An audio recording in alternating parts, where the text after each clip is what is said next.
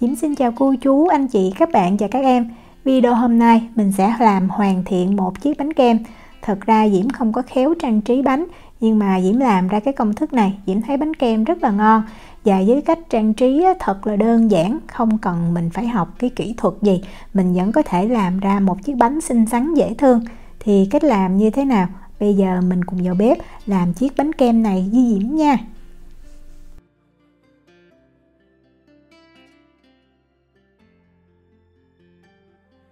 Để nhân bánh đặc biệt thì mình sẽ tự làm cái mứt để mình cho vào giữa bánh. Trái cây hôm nay Diễm dùng để làm mứt đó chính là trái mơ. Thì hiện tại bây giờ đang là mùa, thì ở trong siêu thị của Na Uy bán rất là nhiều. Cái trái này thì nó thơm lắm ha, và làm mứt rất là ngon, lại đơn giản, mình chỉ cần dùng đường với chanh là mình có thể làm ra mứt này. Nếu mà mình không có trái mơ, mình có thể thay bằng mận nè, hoặc là dâu nè, hoặc là thơm cũng được luôn. Thì trái mơ mình rửa sạch, sau đó mình cắt đôi và mình bỏ cái hạt đi, rồi mình cắt ra thành từng cái miếng nhỏ nha. Với cái lượng công thức này thì mình cần 200g trái mơ mình đã bỏ vỏ rồi. Làm mứt thì mình cần có chanh, thì ở đây Diễm có 10g nước cốt chanh. Mình có thể sử dụng chanh xanh hay chanh vàng đều được. Chanh giúp cho đường nó không bị lại khi mà mứt mình để lâu, đồng thời nó cũng tăng thêm cái hương vị của trái cây. Về đường thì Diễm sử dụng 100g. Theo những cái công thức làm mứt gốc thì lượng đường thường bằng với lượng trái cây, nhưng mà Diễm thích cái mứt này nó có cái vị chua đó, chua ngọt đậm đà, vì vậy Diễm cho lượng đường ít lại. Như vậy mình ăn trúng miếng mứt nó ngọt ngọt chua chua rất là ngon. Bắt nồi lên bếp thì Diễm để cái lửa lớn, và bây giờ mình nấu cho cái đường nó tan và cái mơ bắt đầu nó cũng ra nước. Mình đảo thật là đều tay, tránh cho đường nó bị cháy ở bên dưới. Nếu mà mình thấy bắt đầu mơ nó ra nước mà đường nó chưa có tan mà nó sôi nhiều quá thì mình hạ xuống cái lửa trung bình ha. Diễm hạ xuống lửa trung bình nè. Rồi mình đợi cho tới khi mà mình thấy đường nó tan hết. Đó là như vậy, để Diễm quay cho mình xem. Thì mình nhắc khỏi bếp nha. Lúc này mình nhìn kỹ thì mình thấy đường nó đã tan hết, và là mơ nó chưa có mềm, nhưng mà nó ra một lượng nước rất là nhiều. Thì bây giờ Diễm mới dùng cái máy xay cầm tay, Diễm xay sơ cái phần trái mơ này ra, giống như cho mình xay nhuyễn 50% vậy đó. Như vậy giúp cho mứt khi mà mình làm xong nó sẽ có cái độ dẻo.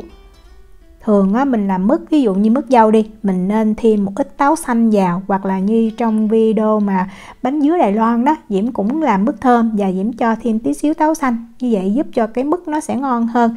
Cái này là một trong những kinh nghiệm để mình làm mứt trái cây á. Bắt nồi mứt trở lại lên bếp thì Diễm bật lửa trung bình và mình khuấy thiệt là đều. Mình nấu ở cái lửa trung bình này trong khoảng thời gian là 3 cho tới 4 phút, cho tới khi mình thấy bắt đầu cái mứt nó sệt lại. Mình thấy nó sẽ sôi nhẹ ha, mình múc lên mình thấy cái mứt nó chảy rất là ít, gần như là sệt á. Để chính xác mình có thể cân, thì lúc này cái lượng mứt Diễm cân được là 200g.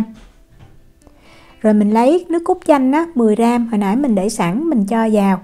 Mình khuấy thiệt là nhanh tay, thêm khoảng 30 giây nữa là mình nhắc khỏi bếp. Trái mơ này là mứt rất là ngon, tại vì nó có cái vị chua ngọt nè, đồng thời nó rất là thơm. Đó, khi mà mình nấu mứt đạt thì nó sẽ hơi loãng như vậy, tại vì nó còn nóng, nhưng mà khi mà nó nguội nó sẽ đặc hơn. Cái độ sệt như vậy thì Diễm thấy rất là chuẩn luôn. Mứt nguội rồi mình có thể cho vào trong hũ, mình bảo quản ở nhiệt độ phòng được 1 tuần. Nếu mà mình cất vào trong tủ lạnh có thể được 1 tháng luôn. Bây giờ mình đi làm tiếp cái nhân thứ hai, đó là nhân kem vani. Đầu tiên mình cần ở đây là 50ml sữa tươi không đường. Mình nên dùng sữa nguyên kem cho nó béo và ngon. 20g tinh bột bắp. Rồi mình dùng cái phới lòng mình sẽ khuấy cho tinh bột bắp nó tan đều trong sữa. Mình khuấy cho nó có bọt cũng được luôn ha, cho tới khi mình không thấy tinh bột bắp nữa là được. Tiếp theo Diễm có 2 cái lòng đỏ trứng gà. Thì lúc mà mình làm cái kem bơ kiểu Ý đó, nó sẽ có lòng đỏ trứng gà. Vì vậy mình tận dụng cái lòng đỏ trứng gà để mình làm cái kem vani này luôn, cho cái nhân bánh rất là ngon. Cho 2 cái lòng đỏ trứng gà vào trong hỗn hợp sữa và tinh bột bắp. Mình khuấy cho lòng đỏ trứng gà nó tan đều nha. Bắt một cái nồi lên bếp á, Diễm cho vào 200ml sữa tươi. Cái này cũng là sữa tươi không đường luôn. Tiếp theo là 75ml kem tươi ha. Có kem tươi để cho cái phần kem vani này nó béo và nó thơm hơn. Về đường á, thì Diễm cho 55g. Cái kem này nó chỉ ngọt nhẹ thôi ha. Mình không cần phải dùng đường nhiều. Rồi mình để cái lửa lớn nhất và mình khuấy nhẹ cho đường nó tan. Mình sẽ nấu cho hỗn hợp này nó vừa sôi. Bắt đầu mình thấy cái hơi nước nó tỏa lên nhiều thì mình canh nha. Mình đừng có để nó sôi quá thì nó mất đi cái độ béo. Đó, vừa sôi nhẹ là Diễm nhắc khỏi bếp liền. Rồi mình khuấy trở lại cái hỗn hợp trứng đó. Mình cho từ từ cái hỗn hợp sữa vào. Đầu tiên mình cho từng ít một thôi. Tại vì cái sữa nó nóng đó, nếu mà mình cho nhiều cái trứng gà nó dễ bị chín, nó bị vón cục lại lợn cợn không có ngon. Sau khi mình cho khoảng 1/3 cái lượng sữa nóng á, thì lúc này mình có thể đổ nhiều. Cái này là Diễm giữ nguyên cái thời gian mà Diễm cho sữa vào trong cái hỗn hợp trứng luôn á. Vừa cho mình cứ khuấy đều tay ha. Khi mà mình thấy đều hết rồi thì mình cho ngược cái hỗn hợp này lại vào trong cái nồi hồi nãy mình nấu sữa với kem tươi. Và mình sẽ bắt lên bếp và mình khuấy cho cái hỗn hợp này nó đặc lại. Diễm sẽ để cái lửa trung bình, mình có thể để số 6 hoặc là số 6,5 đều được. Và mình khuấy thiệt là đều tay nha. Lúc đầu thì mình thấy rất là chậm, nhưng mà khoảng hơn 2 phút á, bắt đầu kem nó sệt lại thì nhanh lắm luôn. Khi khuấy á, thì mình lưu ý là mình cũng khuấy ngay chỗ cái vành của cái nồi luôn, tại bên đó cái bột nó dễ động lại đó. Đó, khi mà mình thấy nó đặc như vậy nhưng mà nó có nhiều bọt lắm, mình tiếp tục mình khuấy ha, cho tới khi mà mình thấy không còn những cái bọt khí nữa và nó sôi lên như vậy nè. Như vậy là phần kem nó đã đạt và mình nhắc khỏi bếp nha. Nhắc khỏi bếp á, thì mình tiếp tục mình khuấy sơ khoảng thêm 30 giây nữa. Kem nó sẽ có độ sệt như vậy thì rất là ngon, tại vì khi nguội nó sẽ đặc hơn lại tí xíu là vừa. Diễm sẽ cho thêm vào đây 1 muỗng cà phê tinh chất vani. Thật ra nếu mà mình có cái vani mà nguyên chất á, cái dạng nhánh á, thì mình cho lúc đầu vào mình nấu sữa luôn sẽ rất là ngon. Khuấy thật đều, vậy là mình đã làm xong kem vani. Mình lấy màng bọc thực phẩm á, mình đậy lên trên mặt của kem, tránh cho kem nó sẽ bị đóng một cái màng đó. Để ở đây cho thật là nguội rồi mình mới mang mình đi làm bánh. Cốt bánh kem hôm nay á, Diễm sử dụng cái cốt bánh chiffon.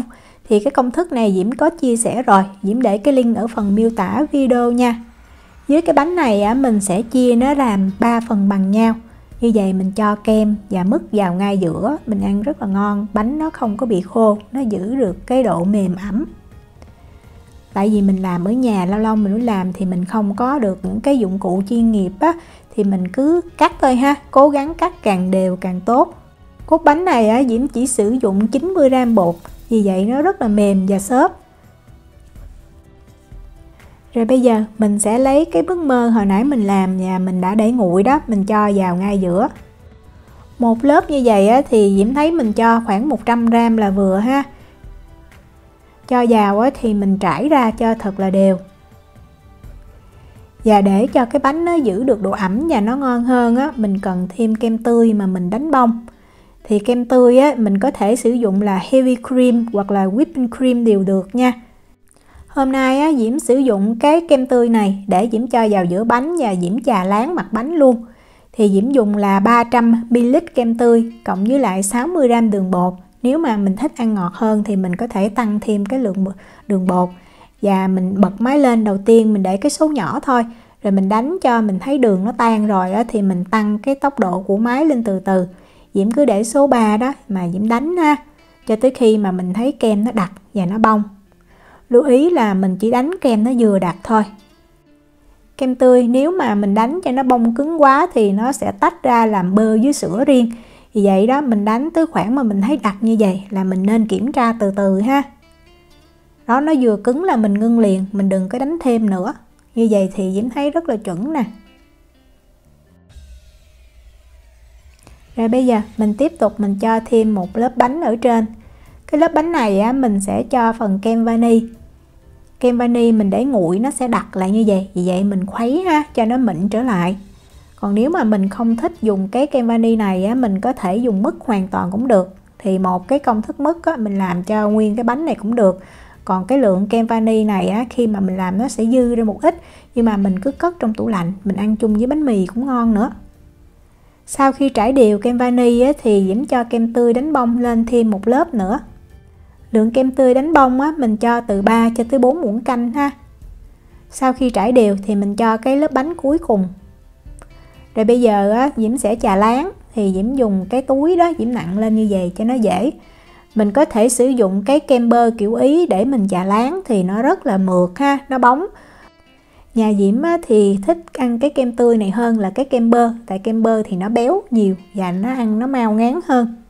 Chà láng này nếu mà không quen thì hơi khó, nhưng mà Diễm thấy mình lưu ý cái là mình chỉ chà nhanh thôi, mình đừng có làm nhiều lần thì nó không có được mượt, đồng thời nó cũng không có láng luôn. Sau khi chà xong mặt rồi á, thì mình tém cái kem lại. Rồi mình cũng nặn thêm kem ở trên cái thành đó để mình chà láng quanh cái thành. Chà láng quanh cái thành này á, nếu mà mình có cái dụng cụ làm bánh mà nó xoay được á, thì rất là dễ. Còn nếu mà không có như Diễm á, thì mình cứ làm bình thường thôi. Mình cứ lấy dao đó mình ép sát như vậy, rồi mình đi một đường dài á, thì nó cũng được ha. Không có thiệt là láng nhưng mà cũng đẹp. Chỗ nào mà mình thấy cái bánh á, thì mình nặn thêm kem vào rồi mình chà lại thôi. Sau khi chà xong thì mình xem mình chỉnh lại, nếu phần kem nào dư á, thì mình lấy ra. Hôm nay Diễm sẽ trang trí cái bánh với màu hồng và màu tím. Đây là cái màu mà Diễm dùng. Nếu mà mình có cái chai tinh chất khoai môn á, thì mình sử dụng mình làm màu tím cũng rất là đẹp. Để bánh bắt bông kem á, không bị chảy và đẹp á, thì mình dùng cái kem bơ kiểu Ý. Mình dùng một cái công thức kem bơ Diễm có chia sẻ. Mình lấy ra khoảng 300g và mình pha màu hồng trước ha. Để trộn màu cho đều á, đầu tiên mình tán cái màu nó ra. Sau đó mình cứ khuấy theo một chiều. Khi mà mình thấy kem bắt đầu nó bóng, nó mượt, màu nó đều là được. Lưu ý là nó phải bóng mượt ha, thì mình nặn ra cái bông hay là cái hoa văn nó mới đẹp. Để bóc bông kem á, thì Diễm sử dụng cái tiếp này, nó không có số nhưng mà Diễm xem á, thì Diễm thấy nó giống cái tiếp 1M. Để cái bánh khi mà mình trang trí nó đều á, thì mình sẽ nhắm chừng, mình chia trước những cái chỗ nào mình sẽ bắt cái bông nó lên. Thì cái bánh này Diễm chia làm đôi nè, sau đó Diễm chia thêm 2 cái như vậy nữa, thì mình được tổng cộng là 8 cái bông màu hồng bự như vậy. Mình nặn nó, mình xoay một vòng từ ngoài vào trong. Thì mình không cần phải nặn hoa hồng hay gì ha, nhưng mà cái đuôi này á, mình nặn ra vẫn đẹp. Cái lượng kem còn lại là khoảng 100g á, thì Diễm sẽ pha cái màu tím. Nếu mà mình sử dụng cái hũ màu á, thì Diễm thấy mình cần pha rất là nhiều, nó mới ra cái màu tím. Cái đuôi á, thì Diễm sử dụng cái hiệu Carcass này á, là X11 nha. Cái đuôi này Diễm thấy nó đơn giản, nhưng mà khi mình bắt bông lên á, nó ra những cái vân rất là đẹp. Mình cũng nặn từ ngoài vào trong cho nó to to xíu xíu ha, xen kẽ giữa hai cái bông màu hồng. Diễm thì không có dám chia sẻ cái cách bắt bông kem, tại vì mình chưa có học qua, với lại mình làm không có được đẹp đó. Mình chỉ làm đơn giản thôi, miễn sao là cái bánh ăn ngon và nhìn cái bánh nó dễ thương là được. Đó, nặn xong còn kem thì mình cứ nặn những cái nhỏ nhỏ như cái sao nè, rồi ở dưới đó mình đi hết một cái đường bên dưới. Vậy là mình xong rồi. Để cho cái bánh nó đẹp hơn á, thì Diễm sử dụng thêm cái trang trí bằng đường như vậy. Cái này á, thì mình mua ở trong Già nha, nếu mình ở Na Uy hoặc là ở Mini ngay chỗ mà đồ trang trí bánh cũng có. Rồi mình cứ lấy ra, mình cho đều lên trên thôi. Trang trí bánh kem á, thì cũng tùy thẩm mỹ của mỗi người ha.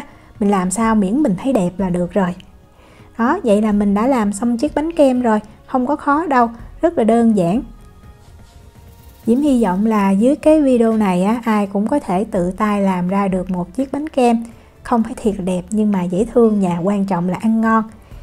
Diễm cảm ơn cô chú, anh chị, các bạn và các em đã quan tâm theo dõi video rất là nhiều. Nếu có thắc mắc gì thì cứ để lại lời nhắn hoặc là gửi tin nhắn cho Diễm. Hẹn gặp lại trong những video tiếp theo. Chào tạm biệt.